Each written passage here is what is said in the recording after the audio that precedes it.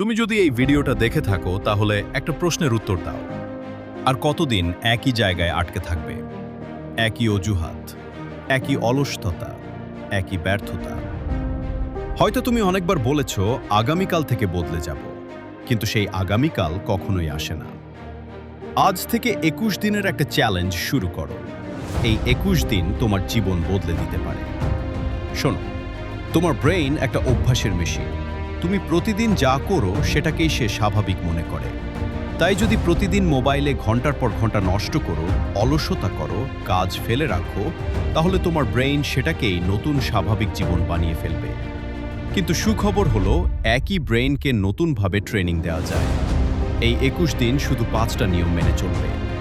নিয়ম 1, সকালে ঘুম থেকে উঠেই 30 মিনিট মোবাইল ধরবে না। দিনের প্রথম সময়টা নিজের জন্য রাখো। দোয়া করো, কুরআন পড়ো, বই পড়ো অথবা নিজের লক্ষ্য লিখে ফেলো। নিয়ম 2, প্রতিদিন অন্তত 30 মিনিট শরীর চর্চা করো, কারণ শক্তিশালী শরীর শক্তিশালী মানসিকতার ভিত্তি। নিয়ম 3, প্রতিদিন এমন একটি কাজ করো যেটা করতে তোমার ইচ্ছা করে না, কারণ সফল মানুষরা ইচ্ছামতো কাজ করে না, তারা প্রয়োজন মতো কাজ করে। নিয়ম 4, প্রতিদিন নতুন কিছু শেখো, মাত্র 20 মিনিট। একটা বই, একটা স্কিল, একটা ভাষা, যাই হোক। ছোট ছোট উন্নতি একদিন বিশাল পার্থক্য তৈরি করে। নিয়ম 5, ঘুমানোর আগে নিজেকে একটি প্রশ্ন করো, আজ আমি কি গতকালের চেয়ে 1% ভালো হয়েছি? যদি উত্তর হ্যাঁ হয়, তাহলে তুমি জিতছ। মনে রেখো, তোমার সবচেয়ে বড় শত্রু অন্য কেউ নয়। তোমার সবচেয়ে বড় শত্রু হলো সেই মানুষটা যে প্রতিদিন আয়নার সামনে দাঁড়িয়ে তোমার দিকে তাকিয়ে থাকে। অজুহাত দেওয়া বন্ধ করো, নিজের জীবনের দায়িত্ব নাও, কারণ কেউ এসে তোমার স্বপ্ন পূরণ করে দিবে না। 21 দিন পরে হয়তো তোমার জীবন পুরোপুরি বদলে যাবে না, কিন্তু তুমি বদলে যাবে।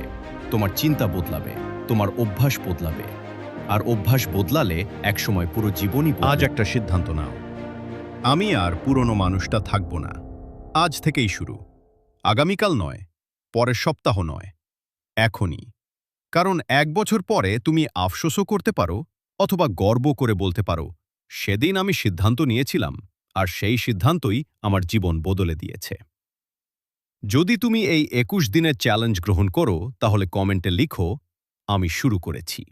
আর প্রতিদিন নিজেকে মনে করিয়ে দিও, আমি হার মানার জন্য জন্মাইনি, আমি নিজের সেরা সংস্করণ হওয়ার জন্য জন্মেছি।